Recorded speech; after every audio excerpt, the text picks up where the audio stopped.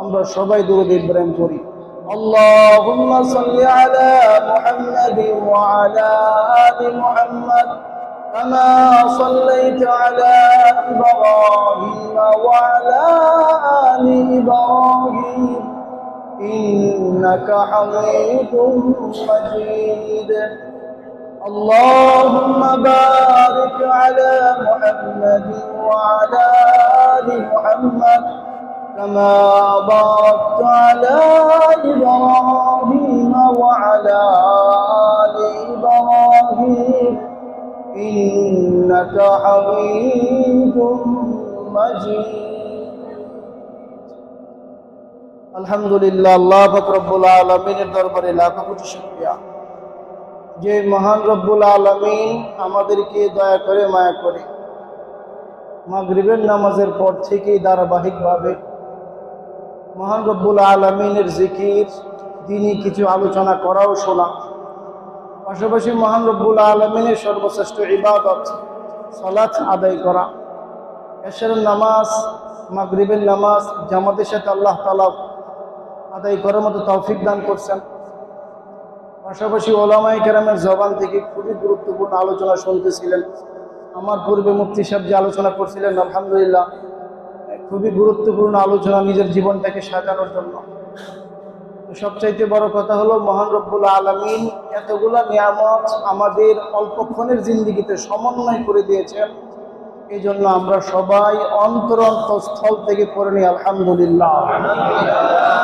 সাথে সাথে লক্ষ কোটি দুরূদ আর সালাম সাইয়্যিদুল মুরসালিন সৈয়দুল কওনাইন আশরাফুল আম্বিয়া মুহাম্মদ মুস্তাফা সাল্লাল্লাহু আলাইহি ওয়াসাল্লামের উপর। সম্মানিত হাজিরিন, আমি আপনাদের সামনে যে আলোচনা করতেছি আমি কোনো বক্তা না, যেহেতু ঘোষণা হয়েছে তাই বিধে আপনাদের সামনে দুই চারটি কথা বলার চেষ্টা করা। মহান রব্বুল আলামিন যদি তেলাওয়াতকৃত আয়াত আপনাদের সামনে রেখে দুই চারটি কথা বলার তৌফিক দান করেন, তাহলে আমি আপনাদের সামনে দুই চারটি কথা বলার চেষ্টা করব ইনশাআল্লাহ। ওমা তাওফীকি ইল্লা বিল্লাহ। আপনারা সবাই পড়ুন আমিন।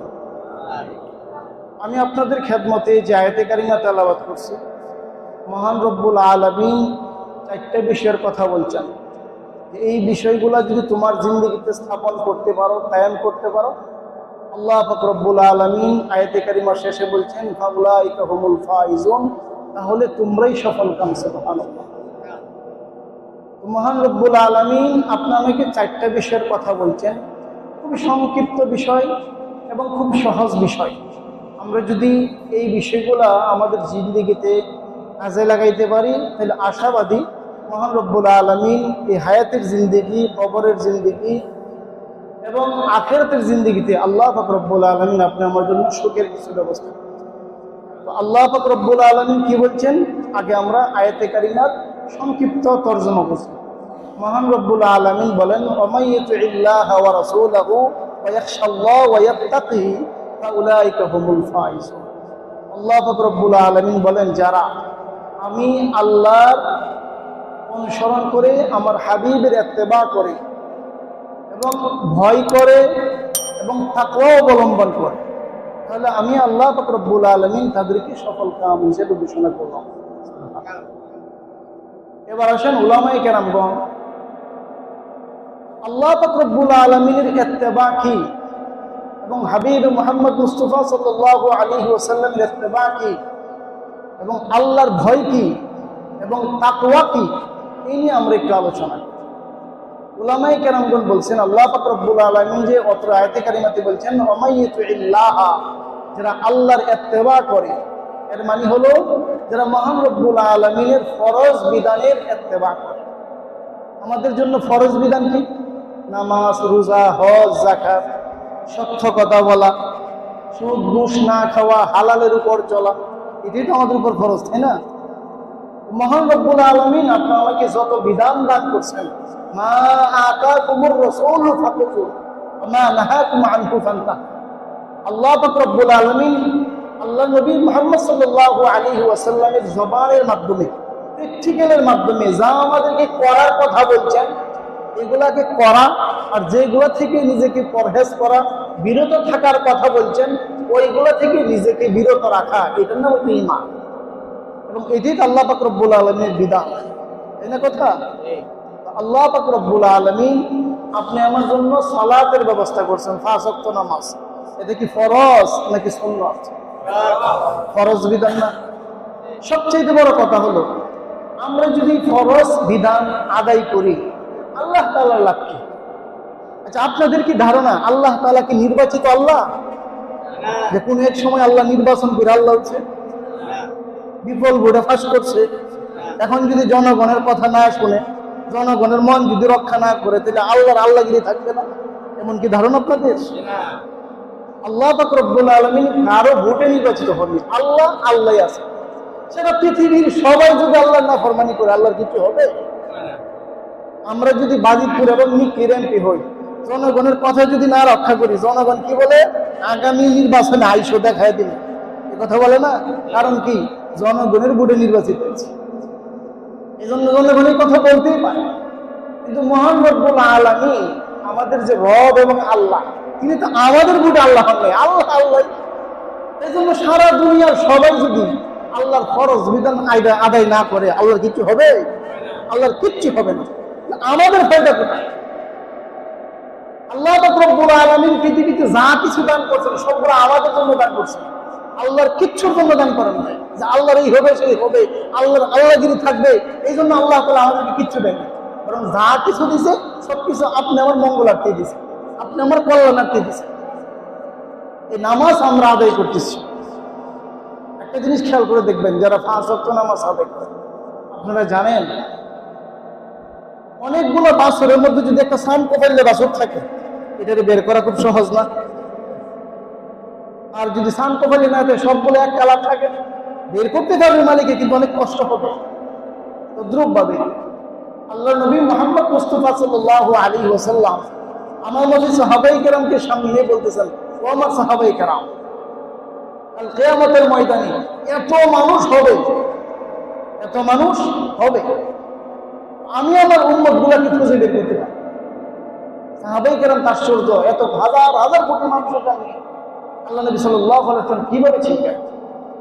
তখন আল্লাহ হাবিব সাল্লাল্লাহু আলাইহি ওয়াসাল্লাম উদাহরণ দিয়ে বলছেন, শোনো, অনেকগুলো বাছরের মধ্যে যদি একটা সান কপাইলে বাছর থাকে, এটাকে যেমন বের করা সহজ, তদ্রুপভাবে আমার উম্মতের মধ্যে যারা 5 ওয়াক্ত নামাজ আদায় করে, এই যে উযু করতেছে, উযুর পানি যত জায়গায় লাগতেছে, কাল কিয়ামতের ময়দানে ওই জায়গাগুলো চমকাইতে থাকবে। তখন আমি কাল কিয়ামতের ময়দানে দেখে চিনতে পারবো তারা আমার উম্মত। সুবহানাল্লাহ, কথা বুঝতেছেন? তাহলে 5 ওয়াক্ত নামাজ আপনি আমার ফায়দা নাকি আল্লাহর ফায়দা? আমাদের ফায়দা। পাশাপাশি এই নামাজের মাধ্যমে আল্লাহ পাক রব্বুল আলামিন পবিত্র কোরআনে কি বলছেন? আল্লাহ পাক রব্বুল আলামিন বলেন, ইন্নাস সালাতা তানহা আনিল ফাহশাই ওয়াল মুনকার। আল্লাহ পাক রব্বুল আলামিন বলেন, আমি আল্লাহ পাক রব্বুল আলামিন তোমাদেরকে যে নামাজ দান করলাম, ওই নামাজের মাধ্যমে তোমার দিলের মধ্যে যত ধরনের জং আছে, তোমার দিলের মধ্যে, তোমার আত্মার মধ্যে এবং তোমার মনের মধ্যে যত ধরনের খারাপি আছে, আমি আল্লাহ পাক রব্বুল আলামিন ওই নামাজের মাধ্যমে তোমার সবগুলা দূরীভূত করে দিব। এই জন্য দেখা যায় সাহাবায়ে কেরামের মধ্যে সবেমাত্র সাহাবায়ে কেরাম হয়েছে মিথ্যা কথা বলে, চুরি করে, আল্লাহ নবীর কাছে অভিযোগ দিচ্ছে, ইয়া রাসূলুল্লাহ, আপনার সাহাবী চুরি করে, বলছে নামাজ পড়তে দাও। এই নামাজের মাধ্যমে আল্লাহ পাক রব্বুল আলামিন তার দিল থেকে এগুলো সরিয়ে দিবেন। এই জন্য দেখবেন নামাজ যেই সমাজে বেশি হয়, ওই সমাজটা আলোকিত সমাজ থাকে। যেই সমাজে নামাজ হয় না, ওই সমাজটা আলোকিত থাকে না। তাহলে দেখেন, বাহ্যিক দৃষ্টিকোণ থেকে নামাজ যে এলাকায় হয়, যেই ঘরের মধ্যে নামাজ হয়, ওই ঘরের পরিস্থিতি আর যেই ঘরে নামাজ হয় না, ওই ঘরের পরিস্থিতি আকাশ পাতাল পার্থক্য। পাশাপাশি যদি ডাক্তারি বিদ্যায় বলেন, এই যে আমরা 5 ওয়াক্ত নামাজ আদায় করতেছি, রুকু সিজদা করতেছি, এটা আমাদের জয়েন্টগুলো বিভিন্ন সময় বিভিন্ন কায়দায় যাইতেছে, এর দ্বারাতে আল্লাহ পাক রব্বুল আলামিন অনেকগুলা রোগ বালাই আপনি আমার দিল থেকে দূর করে দেন, শারীরিকভাবে দূর করে দেন। তাহলে নামাজ আদায় করলে আল্লাহ তাআলার কোনো লাভ নাই, আমাদের লাভ। আল্লাহ তাআলা আমাদের জন্য এই মনোবল কেন দিলেন? আল্লাহর কোনো লাভ নেই, শুধুমাত্র আমাদেরই লাভ। দেখেন আল্লাহ পাক রব্বুল আলামিন আমাদেরকে এই দুনিয়াতে পাঠিয়েছেন আল্লাহ পাক রব্বুল আলামিনের খেলাফত প্রতিষ্ঠা করার লক্ষ্যে। ইন্নী জাইলুন ফিল আরদি খলিফা, আল্লাহ তাআলা ফেরেশতাদেরকে বলছেন আমি দুনিয়াতে এমন কিছু বান্দা পাঠাতে চাই যারা আমার খেলাফত প্রতিষ্ঠা করে। তো আল্লাহ পাক রব্বুল আলামিন যেহেতু আমাদের দ্বারা খেলাফত প্রতিষ্ঠা করাইতে চায়, এই জন্য আল্লাহ তাআলা সকল অফার আমাদের জন্য ব্যবস্থা করে দিয়েছে, বান্দা যেন ভালো থাকতে পারে, আমার কোনো লাভের দরকার নেই। বুঝতে পারছেন? দ্বিতীয় নাম্বার, আল্লাহর হাবিব সাল্লাল্লাহু আলাইহি ওয়াসাল্লাম হাদিস শরীফে ফরমান আউয়ালু মা ইউহাসাবু বিহিল আবদু ইয়াউমাল কিয়ামাতিস সালাহ। কাল কিয়ামতের ময়দানে মহান রব্বুল আলামিন প্রতিটা বান্দার নামাজের সম্পর্কে প্রশ্ন করবেন। মুহাদ্দিসিনে কেরামগণ বলছেন কোন বান্দা যদি তার জিন্দেগীর নামাজের হিসাব পুঙ্খানুপুঙ্খানুভাবে দিতে পারে, মহান রব্বুল আলামিন বাকি সকল হিসাব তার জন্য সহজ করে দিবে। সুবহানাল্লাহ। নামাজের হিসাবটা যদি সুন্দরভাবে দিতে পারে আল্লাহ সব কিছু সমাধান করে দিবে। এবং আমাদের কি ধারণা, নামাজ কি সবসময় মসজিদে সারাক্ষণ থাইকে পড়তে হবে? আল্লাহ তাআলা এই কথাটাও ক্লিয়ার করে দিয়েছেন, فإذا قضيت الصلاة فانتشروا في الأرض وابتغوا من فضل الله। যখন তোমার নামাজ শেষ তুমি জমিনে ছড়িয়ে ছিটিয়ে পড়ো আমার কোন পরিধি আনার জন্য। চিন্তা করে দেখেন আল্লাহ তাআলা যা কিছু করছেন সবগুলো আমাদের জন্য করছেন। এই জন্য আল্লাহ পাক রব্বুল আলামিন বলেন ওমাই ইতিল্লাহ, ও আমার বান্দারা যারা আমার ফরজ বিধানে আমার ইত্তেবা করবা। নামাজ পড়লে তোমার কাছে কষ্ট লাগবেই পারে, হজ করলে তোমার কাছে কষ্ট লাগবেই পারে, যাকাত দিলে তোমার কাছে কষ্ট লাগবেই পারে, রোজা রাখলে তোমার কাছে কষ্ট লাগবেই পারে, কিন্তু আমি মহান রব্বুল আলামিন তোমাকে হুকুম করলাম এই হুকুমগুলো যদি তুমি মানতে পারো আমি আল্লাহ পাক রব্বুল আলামিন দুনিয়া আখিরাত মিজান ফুলসিরাত কবর যত জগৎ আছে সকল জগৎ তোমার জন্য আছে, আমার আসানের ব্যবস্থা করব, সকল কিছু আসান করে দেব। আল্লাহ তাআলার বিধানগুলো যদি আপনি আমরা মনে করি হজ কেন করবো? হজ করলে কি আল্লাহর কোনো লাভ আছে? হজ যদি কেউ করতে যায় আল্লাহ তাআলা কারো টাকা পয়সা দান করছেন, সে হজ করতে গেছে, আল্লাহর কোনো লাভ আছে? দুনিয়ার সবাই যদি হজে না যায় আল্লাহর কিছু হবে? আল্লাহর কিচ্ছু হবে না। হজে গেলাম, এখানে যাওয়ার পরে আল্লাহ পাক রব্বুল আলামিন হজ যদি কবুল করে থাকেন কি বলছেন? সবেমাত্র সে যেন মার পেট থেকে ভূমিষ্ঠ হয়েছিল। আল্লাহ তাআলা হজের বিধান দিয়েছেন আপনি আমাকে পবিত্র হওয়ার জন্য। যাকাতের বিধান দিয়েছেন, আমরা তো যাকাতের সময় আসলে কত কাল বাহানা করি, বলি যাকাতের কাপড় দেই, লঙ্গি দেই, এই করি সেই করি, যাকাতের হিসাবটা পর্যন্ত পরিপূর্ণভাবে করি না। যাকাতের ব্যবস্থা কেন করছেন আল্লাহ তাআলা? যাকাতকে আল্লাহ তাআলা নেওয়ার জন্য? দেখেন আমাদের সমাজ ব্যবস্থাটা এরকম, আমাদের সমাজে মুসি আছে, কামার আছে, কুমার আছে, তাঁতি আছে, সকল শ্রেণীতে আমাদের সমাজ ব্যবস্থা। একটা জিনিস খেয়াল করে দেখেন, একটা সমাজে সবাই যদি শিক্ষিত হয়, সবাই যদি কোটিপতি হয়, তাহলে কাজ করবেন বাড়িতে, চুল কাটলে যে এলাকায় কাটতে পারবেন না, অন্য এলাকায় গিয়ে চুল কাটতে হবে, কথা ঠিক না? এই জন্য আল্লাহ তাআলা আমাদের সমাজ ব্যবস্থাটা এমন করছেন হাতের নাগালে আপনি পান। এই জন্য আমাদের সমাজে মুসি আছে, কামার আছে, কুমার আছে, খেতলাগানি আছে, অটো চালানি আছে, সব আছে, বুঝলেন না? সবাই যদি হাজার কোটি কোটি টাকার মালিক হয়, কেউ অটো চালাইবো, কেউ মুসিগিরি করবো? আল্লাহ তাআলা আমাদের সমাজ ব্যবস্থাটাই করছেন এইভাবে যাতে করে সকল শ্রেণীর লোকের সমবন দিয়া সুন্দর সমাজ ব্যবস্থা হয়।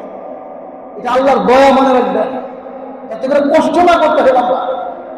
এখন আমরা যারা কোটি কোটি টাকার মালিক, লক্ষ লক্ষ টাকার মালিক, যাকাতের বেলায় কত কাল বাহানা, অথচ যাকাত কেন দিব আমরা? যাকাত যদি দেই আমার মালের পবিত্রতা আসবে, আমার শরীরের পবিত্রতা আসবে। সুবহানাল্লাহ। তাহলে যাকাতের ব্যবস্থাটা আল্লাহর জন্য করছেন না আমাদের জন্য করছেন? আমাদের জন্য করছেন। তো বুঝতেছেন ফর্দা করার বিষয় একটা জিনিস, সবাই তো এই কথাটা ক্লিয়ার, যে জিনিসটা ঢাকা থাকে আর যে জিনিসটা ঢাকা থাকে না, এটার মধ্যে যে আকর্ষণের দিক দিয়ে আকাশ পাতাল পার্থক্য, এই ব্যাপারে কারো কোনো আছে? রুচির বেলায় যদি বলে, একটা মিষ্টিতে প্লেট খোলা মেলা, মশা মাছি বসতেছে, আর একটা মিষ্টি খুব সুন্দর করে গ্যালারি করে রাখছে, দুইটার মধ্যে আকাশ পাতাল পার্থক্য না? রুচির বেলায় তদ্রুপ পাবে আল্লাহ রাব্বুল আলামিন আপনি আমার জন্য ফর্দার ব্যবস্থা করছেন, পর্দা কেন করছেন? নারী তো আকর্ষণীয় জিনিস, নারী কি জিনিস? আকর্ষণীয় জিনিস, যেন আরো আকর্ষণ বেড়ে যায়। এই জন্য মহান রব্বুল আলামিন আপনি আমার পর্দার বিধান দিচ্ছেন। এখন আমরা পর্দার বিধানটা মনে করি কি পর্দা যদি করি আমার মডার্ন গিরি খুলে যাবে। দেখবেন যারা মডার্ন তাদের রূপ লাবণ্য, আর যারা পর্দায় থাকে তাদের রূপ লাবণ্য আকাশ পাতাল পার্থক্য। বুঝতেছেন? সুনু আর লিপস্টিক লাগালে কি সৌন্দর্য হয়? আল্লাহ তাআলা যদি নূর চেহারার মধ্যে না দেয়, তাদের চেহারার মধ্যে নূর আসে। যারা পর্দায় থাকে তাদের চেহারাতেই নূর আসে, আর যারা পর্দায় থাকে না এদের চেহারাতে নূর আসে পুরো জিন্দেগি তো। তিনি চিন্তা করে দেখেন, আল্লাহ পাক রব্বুল আলামিন আমাদের জন্য যত বিধান দিয়েছেন এটা কি আমাদের জন্য না আল্লাহর জন্য? আমাদের জন্য, সব কিছু আমাদের জন্য। এরপরে আমাদের মানতে এত কষ্ট হয় কেন? আমাদের মুফতি সাহেব হুজুর বলছেন শয়তান আমাদের শিরায় উপসরাই দিয়েছে, এই জন্য আমাদের মানতে এত কষ্ট হয়। আর সবচেয়ে বড় কথা হলো আমরা এখন দুনিয়াটারে এমন ভাবে আঁকড়ে ধরছি, এটাকে ছাড়ার মতো আমাদের কাছে অনেক কঠিন মনে হয়। এখন আমাদের সমাজে ডায়াবেটিস বলেন, হাই প্রেশার বলেন, যত বড় বড় রোগ আছে এগুলো কেন হইতেছে জানেন? আজ থেকে 20 থেকে 30 বছরের পিছনে বলতো এই রোগগুলা কি ছিল? এখন কেন এত কঠিন কঠিন রোগ আমাদের কাছে আসতেছে?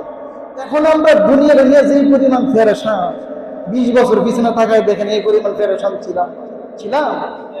আমরা দেখছি আমাদের ব্যবসা ছাড়া গৃহস্থী করে আসা একটা জাল কিনছে, খেলা জালিতে মাছ মারছে আর খাইছে, আর কোনো ফেরেশানি বুক করে না। বড় ভাত আছে ওটা মাছ মারো, ভাত খাওয়া শেষ। আর এখন আমরা গৃহস্থীর কাজ শেষ হলে না ফোন করে বলে কোনের কি অবস্থা, ভালো অবস্থা নেই, আসা যাবে কিনা। আমাদের শরীরের উপর এমন ভাবে সাধ্য রাখতেছি, এত দুশ্চিন্তা করতেছি দুনিয়াটাকে প্রতিযোগিতা করার জন্য, কার আগে কে আগাইতে পারি, কার আগে কে আগাইতে পারি, অন্যকে ভালো পরিবেশ করে ফেলছি, আমি আর একটু ভালো পরিবেশ কিভাবে করতে পারি। এই ফেরেশানির কারণে আজকে আমাদের ডায়াবেটিক্সের মতো রোগ, আজকে আমাদের কাছে হাই প্রেশারের মতো রোগ এবং নানান ধরনের ভয়ঙ্কর ভয়ঙ্কর ভেদি আমাদের ভিতরে চলতেছে। অথচ দুনিয়া থেকে যত দূরে থাকা যায়, আখিরাতকে যত আঁকড়ে ধরা যায়, এটাই কিন্তু মুমিনের কাজ ছিল। আল্লাহ পাক রব্বুল আলামিন পবিত্র কোরআনে কি বলছেন? বাল তুসিরুনাল হায়াতাদ দুনিয়া ওয়াল আখিরাতু খায়রুন ওয়া আবকা। আল্লাহ পাক রব্বুল আলামিন মুমিনদেরকে ডেকে বলেন, ও মুমিনরা শোনো, বাল তুসিরুনাল হায়াতাদ দুনিয়া, বরং তোমরা দুনিয়াটাকে প্রাধান্য দিচ্ছ। মনে করো দুনিয়ায় যদি তুমি হাজার হাজার কোটি টাকার মালিক হও, লক্ষ লক্ষ টাকার মালিক হও, তাহলে তোমার মতো সফল কেউ হবে না। কিন্তু আল্লাহ পাক রব্বুল আলামিন বলেন, বাল তুসিরুনাল হায়াতাদ দুনিয়া ওয়াল আখিরাতু খায়রুন ওয়া আবকা, বরং আখিরাত চিরস্থায়ী এবং এটি হলো সবচাইতে উত্তম। দুনিয়াতে কেউ বলতে পারবে যে আমার মতো সুখী কেউ নাই? দুনিয়াতে একটা লোক দেখাইতে পারবেন আমার মতো সুখী কেউ নাই? এই কথা বলতে পারে? আমরা এখন কি মনে করি জানেন? যে এত কষ্ট করতেছি, টাকা পয়সা নাই, ভালো কিছু খাইতে পারি না, ভালো করতে পারতেছি না, এই করতে পারতেছি না, সেই করতে পারতেছি না, এটা আমাদের আফসোস। আর যারা কোটি কোটি টাকার মানে কাদের আফসোস কি জানেন? ওরা খাইতে পারি না। এখন হাই প্রেশার, ভালো যা কিছু খাইবেন প্রেশার বাড়বে। ডাক্তার বলে দিচ্ছে খবরদার, যদি জীবন বাঁচাইতে চান সাধারণ জিন্দিগিতে চলে আসবে। এখন হলো হাই প্রেশার, এখন হলো ডায়াবেটিস, ডাক্তার বলে দিচ্ছে খবরদার, ভালো কিছু খাইতেই পারবেন, শরীরে যত কষ্ট দিতে পারবেন তত আপনার ডায়াবেটিস নিয়ন্ত্রণে থাকবে, আর যত নিজের শরীরে ছাইড়ে দিবেন তত বেশি কষ্ট দিবেন। সফলতা কোথায় পায়? একটা কথা মনে রাখবেন, ভাত রান্না হইলে কিন্তু দেরি সহ্য হয় না। হয় ভাত যদি রান্না হয়ে যায় আর জীবনে দেই দিচ্ছি করে ব্যবস্থা কেমন হবে? আর যদি ঘরে না থাকে কি আছে ওরকম খায় ঘুমায় খাইছি, কথা ঠিক না? আমাদের হালত হইলে এরকম, কোন রকম চলে যাইতে পারি। আর যারা মনে করেন হাজার হাজার কোটি টাকার মালিক হয়েছে তারা আফসোস করতেছে, আহা ফ্রিজে এত ভালো ভালো খাওয়া, এত ভালো ভালো সুস্বাদু ফল ফলাদি আছে কিন্তু খাইতে পারে। কষ্টটা কার বেশি? যার আছে খাইতে পারে। কিন্তু আল্লাহ তাআলা কার জন্য সবচেয়ে বেশি দুনিয়াতে নিয়ামত রাখছে? গরিবদের জন্য সবচেয়ে বেশি নিয়ামত রাখছে। কথা বুঝতেছেন? এখন আমরা মনে করতেছি আহা আমাদের মতো কষ্ট মনে হয় আর কেউ। ভুল ধারণা। আল্লাহ নবী সাল্লাল্লাহু আলাইহি ওয়াসাল্লাম বলছেন, আল গিনা গিনান নফস, প্রকৃত ধনী ওই ব্যক্তি যে ব্যক্তি আত্মার দিক দিয়ে ধনী, সকল কিছুর ক্ষেত্রে আলহামদুলিল্লাহ পড়ে, নিজের আত্মাটাকে আল্লাহর সাথে সম্পৃক্ত করে নেয়, নবীর তরিকার সাথে সম্পৃক্ত করে নেয়, ওই বান্দার জিন্দেগিতে কোনো কিছুর অভাব নেই। পুরো ধরন থেকে অনেক সুখ পায়। আর সুখ তো আল্লাহ তাআলা দেওয়া যায়, সুখ কি পৃথিবী থেকে পাওয়া যায়? এই জন্য সম্মানিত হাজিরিন, আল্লাহ রাব্বুল আলামিন বলেন, ওমান ইউতিল্লাহ, যারা আমি আল্লাহ যত ফরজ বিধান আছে এইগুলো যারা ইত্তেবা করে, এটা এক নাম্বার কাজ, আল্লাহ তাআলার ফরজ বিধানের ইত্তেবা করা। ওয়া রাসূলুহু, আমার নবীর তরিকা অনুযায়ী, আমার নবীর সুন্নাত অনুযায়ী যারা জিন্দেগি স্থাপন করে, আমার নবী যে সুন্নাত দিয়েছেন এই সুন্নাত মোতাবেক যারা স্থাপন করবে। আজকে আমরা বড় বড় ডাক্তারদের কথা ফলো করি, ডায়াবেটিস হলে একটা খাবারের লিস্টি বাড়ায় দেয়, এইভাবে চলবেন। আমরা কি বলি, ডাক্তারে এত ভালো একটা সাজেশন দিয়েছে, বলি এই কথা 500 টাকা ভিজিট দিয়ে। অথচ নবী সাল্লাল্লাহু আলাইহি ওয়াসাল্লাম আমাদের জিন্দেগিটাকে কিভাবে স্থাপন করতে হবে, জিন্দেগিটাকে কিভাবে লালন পালন করতে হবে, এগুলা 1450 বছর আগে বলে দিয়েছে না? নবীর তরিকা মতে যদি চলতাম আজকে আমাদের জিন্দেগিতে এত কষ্ট আসতো? এখন আমরা দুনিয়াকে নিয়ে যে পরিমাণ প্রতিযোগিতার মধ্যে আছি, সাহাবায়ে কি হয়েছে, মদিনাতে যাওয়ার পরে যুদ্ধের সম্পদ কিছু খাওয়ার পরে যখন ওনারা কিছু অবস্থা ভালো হইতে লাগলো, সাহাবায়ে কেরামের মনের ভিতরে ভয় এসে গেছে, আল্লাহ আমাদের ভাইয়েরা কি পরিমাণ কষ্ট করে গেছে আর আমরা কি সুখে পড়ছি, আল্লাহ হয়তো সকল নিয়ামত আমাদেরকে দেওয়া দিতেছে। আর আমরা এক সময় যখন 6,000 টাকা বেতন ছিল তখন মনে করছে আল্লাহ আরেকটু যদি পারতো, আরেকটু বলছে, এখন মনে করি আরো যদি কিছু হইতো, আরেকটু হয়েছে আরো যদি কিছু হইতো, এমন হয়েছে এটা আমরা খালি রাবারের মতো বড় করতেছি। এই জন্য আল্লাহ রাব্বুল আলামিন বলেন, আমার নবীর সুন্নতের ইত্তেবা যারা করে, আমার নবীর তরিকা অনুযায়ী মাথা থেকে নিয়ে পায়ের তলা পর্যন্ত যারা জিন্দেগিটাকে স্থাপন করতে পারবে, ব্যক্তিগত জীবন, পারিবারিক জীবন, রাষ্ট্রীয় জীবন, আন্তর্জাতিক জীবন, এই 4টা জীবন ব্যবস্থাতে যারা আমার নবীর তরিকা অনুযায়ী সাজাইতে পারবে, সেই সবচেয়ে বড় সফলতা। কথা বুঝতেছেন? এই জন্য আল্লাহ রাব্বুল আলামিন বলেন, ওমান ইউতিল্লাহা ওয়া রাসূলাহু, ও দুনিয়ার মানুষ শুনে রাখো, তুমি যদি দুনিয়া আখিরাত কবর মিজান ফিসিরাত সকল জায়গায় যদি সফলতা পেতে চাও, তাহলে আল্লাহ রাব্বুল আলামিনের যত ফরজ বিধান আছে সবগুলোকে তুমি সহজে মেনে নাও, তোমার জীবনে এই ফরজ আমলগুলোকে করে নাও। দ্বিতীয় নম্বর কাজ হলো আমার হাবিব মুহাম্মদ মুস্তাফা সাল্লাল্লাহু আলাইহি ওয়াসাল্লাম ওনার সুন্নতি জিন্দেগি, ওনার যে ইত্তেবা অনুসরণ, আল্লাহ হাবিব সাল্লাল্লাহু আলাইহি ওয়াসাল্লাম যত কিছু সুন্নাত এই দুনিয়া তোমার জন্য রেখে দিয়েছেন, সকল কিছুর উপর যদি তুমি আমল করতে পারো, আমি আল্লাহ রাব্বুল আলামিন তোমাকে ঘোষণা করলাম তুমি সফল।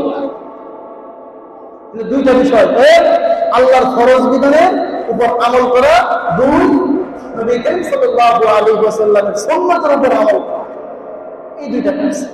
তৃতীয় নম্বর ওয়ায়াখশাল্লাহ, আল্লাহকে ভয় করা। কিসের ভয়? আমার অতীত জীবনের যে ভুল ত্রুটিগুলো হয়েছে, আল্লাহ তুমি যদি মাফ না করো, আমার কেউ নাই আর মাফ করে না। আমার জীবনে অতীত জীবনে যে পরিমাণ ভুল ত্রুটি হয়েছে, আল্লাহ যদি ক্ষমা না করে, পৃথিবীতে কেউ আছে ক্ষমা করতে পারে? এমন কেউ আছে? এই জন্য আল্লাহ রাব্বুল আলামিন বলেন, ওয়ায়াখশাল্লাহ, আমি আল্লাহকে ভয় করে আর অতীত জীবনের ভুল ত্রুটিগুলো স্মরণ করে। আল্লাহ তুমি যদি ক্ষমা না করো, তুমি যদি আমাকে মাফ না করো, তাহলে পৃথিবীতে আমার কোনো নিস্তার আছে, কবরে গেলে আমার জন্য শান্তির ব্যবস্থা নাই, আখিরাতে উঠলে আমার জন্য শান্তির কোনো ব্যবস্থা। এই জন্য অতীত জীবনের ভুল ত্রুটিগুলো স্মরণ করে বেশি বেশি। একটা মানুষ নিজেকে যখন মনে করে যে আমার মৃত্যু এই বুঝে এসে গেছে, মানুষের যখন ক্যান্সার হয়, ডাক্তার গবেষণা করে বলছে মানুষের যখন ক্যান্সার হয় তখন সবচেয়ে বেশি কাজ করে কিন্তু মানুষের ভিতরে নেগেটিভ দিকগুলো বেশি কাজ করে। ক্যান্সার হয়ে গেছে, তার কোনো আনসার নেই, আমি হয়তো আর বাঁচবো না, ওষুধ খেলেও কাজ হবে না, মানুষ আসলে বলে ভাই আমার জন্য দোয়া করে, আমি মরে রেখেছি। এরকম ভাবে নেগেটিভ বিষয়গুলা নিজের ভিতরে চলতে থাকে, মানুষের কাছে বলতে থাকে। এই কিন্তু আস্তে আস্তে আস্তে আস্তে তার শরীরে যে সেলগুলো ছিল এগুলো মরতে থাকে। এই কিন্তু আস্তে আস্তে সে মৃত্যুর দিকে তার এমন একজন দ্বারা বলতে পারবেন না আমার অতীত জীবনে কোনো ভুল ত্রুটি নাই। একটা মানুষ দ্বারা বলতে পারবে যে আমার জিন্দগিতে কোনো অপরাধ হয়। এমন কোনো মানুষ নাই যে মানুষ আমরা অপরাধ করে নাই। আমার পূর্বে হচ্ছে সে হুজুর বলছিলেন আমরা মানুষ হওয়ার কারণে, মানবীয় গুণের কারণে আমরা যেহেতু দুর্বল, আল্লাহ আমাদেরকে দুর্বল করে বানিয়েছেন। আর দুর্বল হওয়ার কারণে আপনার জিন্দগিতে ভুল ত্রুটি হওয়াটা স্বাভাবিক। অস্বাভাবিক না, স্বাভাবিক। কিছু জিনিস হচ্ছে অস্বাভাবিক আর কিছু জিনিস হচ্ছে স্বাভাবিক। আপনি আমার জিন্দগিতে গুনাহ ত্রুটি হওয়া এটা স্বাভাবিক না, গুনাহ হতেই পারে। এই জন্য আল্লাহ রাব্বুল আলামিন আপনি আমার জন্য গুনাহ মার্জনা করার তওবা রাখছেন। তওবা বেশি বেশি তওবা করো, তাহলে আমি আল্লাহ তোমার জিন্দগি সব গুনাহকে ক্ষমা করব। কথা বুঝতেছেন? কাপড়ে ময়লা হয় বিধায় সাবানের ব্যবস্থা আছে। কাপড়ে যদি ময়লা না হতো সাবানের দরকার ছিল? হাড়ি পাতিল যদি ময়লা যুক্ত না হতো তাহলে খাওয়ানোর দরকার ছিল? হাড়ি পাতিল ময়লা হয় বিধায় কেমিক্যাল ওয়ালারা চিন্তা করছে কি দিয়ে ধরলে এই পাতিলটাকে ভালো করা যায়। জামা কাপড় ময়লা হয় বিধায় কেমিক্যাল ওয়ালারা ভাবছে যে কি সাবান বের করা যায় যার দ্বারাতে কাপড়ের রং ঠিক থাকবে কিন্তু ময়লাটা উঠে যাবে। কথা বুঝতেছেন? আমাদের জিন্দগিতে গুনাহ খাতা আছে বিধায় আল্লাহ রাব্বুল আলামিন কি বলছেন, ওয়া ইয়াখশাল্লাহ, আমি আল্লাহকে ভয় করে তার অতীত জিন্দগির গুনাহ খাতার কথা স্মরণ করি।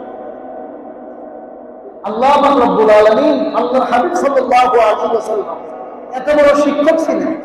মুরুখ যখন বাচ্চা নিয়ে নিচে নামে, বাচ্চারা আদার শেখানোর জন্য কি করে খুঁজ দিলে কট কট কট কট করে বাচ্চারা শেখায় এটা তোমার খাবার, এই খেয়ে তোমাকে বাঁচতে হবে। আল্লাহর হাবিব সাল্লাল্লাহু আলাইহি ওয়াসাল্লাম তিনার জিন্দেগিতে কোনো গুনাহ খাতা না, তারপরও আল্লাহর হাবিব সাল্লাল্লাহু আলাইহি ওয়াসাল্লাম দৈনিক 70 থেকে 100 বার তওবা করতেন। সুবহানাল্লাহ। ইয়া আইয়ুহান নাস তুবু ইলাল্লাহ ওয়াস্তাগফিরু ফা ইন্নী আতুবু ফিল ইয়াউমি মিআতা মাররা।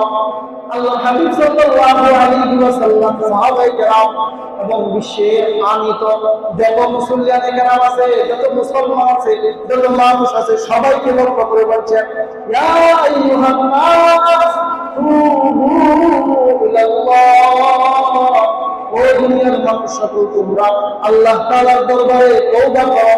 কেননা ফাইন্নী আতুবু ফিল ইয়াউমি মিআতা মাররা, আমি আল্লাহর হাবিব মুহাম্মদ মুস্তাফা সাল্লাল্লাহু আলাইহি ওয়াসাল্লাম দৈনিক 100 বার মহান রব্বুল আলামিনের দরবারে তওবা করছি। আল্লাহর নবীর জিন্দেগিতে কোনো গুনাহ খাতা না, এরপরে যদি 100 বার তওবা করে আমাদের কয় হাজার বার করা দরকার? হাজার হাজার কোটি বার করা দরকার না? তওবা করার মানে কি? তওবা করার মানে হলো আমার জিন্দগিতে যে সমস্ত ভাইরাস গুলো শরীরে আছে এগুলো থেকে বেরিয়ে যায়, এটার নাম কিন্তু তওবা। আমরা তো অ্যান্ড্রয়েড ফোন চালাই, অনেক সময় জ্যাম হয়ে গেলে রেস্টোর দিতে হয় না? তদ্রুপ ভাবে আমাদের জিন্দগিতে যত গুনাহ খাতা আছে এই গুনাহ খাতার রেস্টোরটার নাম হলো তওবা। যত বেশি তওবা করবে তত আল্লাহ তাআলার কাছে ওই বান্দা দাবি। এই জন্য আল্লাহ রাব্বুল আলামিন বলেন, ওয়া ইয়াখশাল্লাহ, আমি আল্লাহকে যারা ভয় করে তার অতীত জিন্দগির ভুল ত্রুটির জন্য। আল্লাহ আমার জিন্দগিতে এত ভুল ত্রুটি, এত গুনাহ খাতা, আল্লাহ তুমি যদি ক্ষমা না করো আমার জিন্দগিতে বার হওয়ার মতো কোনো সম্ভাবনা নেই। ওয়া ইয়াত্তাকিহি, 3 নাম্বার। 1 নাম্বার কি বলছি? ফরজ, আল্লাহ তাআলার ফরজ বিধানের উপর আমল করা। 2 নাম্বার কি বলছি? আল্লাহর নবীর সুন্নতের উপর ইত্তেবা করা। 3 নাম্বার কি বলছি? অতীত জিন্দেগির ভুল ত্রুটির জন্য আল্লাহ তাআলার দরবারে বেশি বেশি তওবা ইস্তিগফার এবং ভয় রাখা ভিতরে, আল্লাহ তুমি যদি ক্ষমা না করো তাহলে আমার কেউ ক্ষমা দেওয়ার মতো পৃথিবীতে কেউ নাই। কবরও কেউ থাকবে না, মিজানে কেউ থাকবে না, সিলসিলাতেও কেউ থাকবে না, এমনকি ফয়সালা করার সময় জাহান্নাম ছাড়া আমার কোনো উপায় থাকবে না। ওয়া ইয়াত্তাকিহি, পূর্বে যেন কোনো গুনাহ না হয় এজন্য পরিপূর্ণ সতর্কতা অবলম্বন করা। পরিপূর্ণ সতর্কতা অবলম্বন করা। যে সমস্ত লোকেরা ডায়াবেটিস হওয়ার পরে ডাক্তারের কথা পুঙ্খানুপুঙ্খানুভাবে মানে ওই ব্যক্তি কিন্তু খুব বেশি ডায়াবেটিসে ভোগে না। কিন্তু যারা নিজেরা কন্ট্রোল করতে পারে না এরাই কিন্তু সবচেয়ে বেশি কষ্ট ভোগে, বুঝলেন নাই? আল্লাহ তাআলা কি বলছেন, ওয়ায়াত্তাকিহি, তার পূর্বের গুনাহ খাতার কথা স্মরণ করে সামনে যেন গুনাহ খাতা না হয় এই জন্য অ্যালার্ট থাকা, সতর্ক থাকা। একটা মানুষ যদি সতর্ক থাকে এটা কিন্তু খুব রূপ বাড়াই করতে পারে। অনেক মানুষ দেখবেন খুব সতর্ক স্বাস্থ্যের ব্যাপারে, কিছুদিন পর পর ডাক্তারের কাছে গিয়ে বলে আমার রক্ত চেক করে দেখেন তো কোনো ভাইরাস আছে কিনা, রক্ত শরীরে ঠিক মতো আছে কিনা, কোন রোগ অ্যাটাক করতেছে কিনা, এরকম পূর্বে থেকে কিন্তু টেস্ট গুলা করায়। অনেক লোক আছে এরকম, এরা কিন্তু খুব বেশি ক্ষতিও পায় না। কিন্তু যারা মনে করেন অসচেতন, সচেতন না, এরাই কিন্তু সবচেয়ে বেশি কষ্ট দিবে। কথা ঠিক আছে না? আল্লাহ তাআলা কি বলছেন,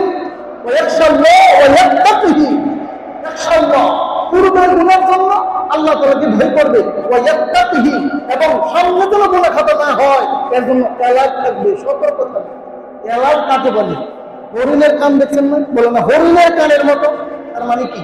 এত সতর্ক হরিণ, রাডারের মতো তার কান দেখবেন এরকম ভাবে। যদি আপনার না দেখে থাকেন দেখবেন হরিণ কোথাও দাঁড়া থাকলে তার কান সেকেন্ডে সেকেন্ডে এরকম ডাকে দিতেছে, মানে সে সিগন্যাল দিতেছে সামনে পিছনে চতুর্দিক দিয়ে কোনো শত্রু আছে কিনা, শত্রু আমার উপর আক্রমণ করবে কিনা। তদ্রুপ ভাবে অ্যালার্ট মানে হলো সবসময় হরিণের কানের মতো সতর্ক থাকে। আল্লাহ নবী কি বলছেন, মুমিন কখনো এক গর্তের মধ্যে দুইবার পতিত হয় না। এক গর্তের মধ্যে পা ভাঙছে আবার পুনরায় গিয়ে ভাঙছে, এটা বুঝে গেল মুমিন হইতে পারি নাই। একই ভুল বারবার হবে না। এক ভুল হয়ে গেছে, আমি আল্লাহ তাআলার কাছে তওবা করব, দ্বিতীয় যেন আমার এই ভুলটা না হয় এই জন্য আমি সতর্ক থাকব। বুঝতে পারছেন? এটা কয়টা কাজের কথা বললাম? এক, আল্লাহ ইত্তেবা করা। দুই, আল্লাহ নবীর সুন্নতের উপর চলা। তিন, আমার পূর্বের ভুল ত্রুটির জন্য আল্লাহ তাআলার কাছে অনুশোচনা প্রকাশ করা। চার, সামনে যেন কোনো গুনাহ খাতা না হয় এই জন্য অ্যালার্ট থাকা। এই চারটি কাজ যদি করতে পারি আল্লাহ তাআলা কি বলছেন, ফাউলাইকা হুমুল ফাইজুন, ওই সমস্ত লোকেরা দুনিয়াতে, কবরে, মিজানে, ফুলসিরাতে, আখিরাতের জিন্দেগিতে সব জায়গায় সফল কাম করা হবে। কথা বুঝতেছেন? আমরা যদি 5 ওয়াক্ত নামাজ আদায় করি, নবীর সুন্নতের উপর চলি, আমার অতীত জীবনের জন্য আমি আল্লাহ তাআলার কাছে তওবা করি, কান্নাকাটি করি, সামনে কোনো ভুল ত্রুটি না হয় এই জন্য যদি সতর্ক থাকি, এই কাজগুলো কি খুব কঠিন ভাই? এই চারটি কাজ যদি আমরা করতে পারি ইনশাআল্লাহ আল্লাহ তাআলা কি বলছেন, ফাউলাইকা হুমুল ফাইজুন, ওই সমস্ত লোকেরা সফল কাম, সকল জায়গায় সফল কাম। আমরা সফল কাম হইতে চাই ইনশাআল্লাহ।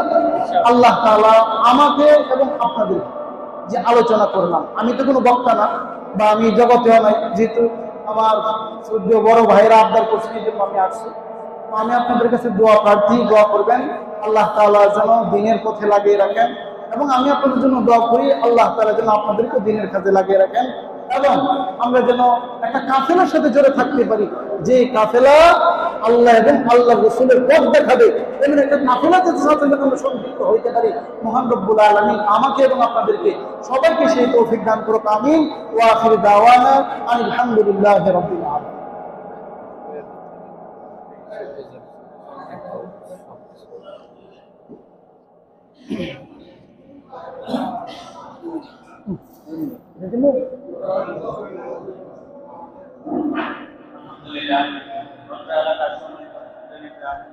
আপনারা জানেন বাংলাদেশ অনুষ্ঠিত হয়েছে। আপনারা যারা সহযোগিতা করেছেন আপনাদের সকলের জন্য আল্লাহ তাআলার দরবারে কামনা করছি, এবং অল্প এলাকায় যারা মৃত্যুবরণ করেছে সকলের জন্য কামনা করছি, এবং আমাদের এই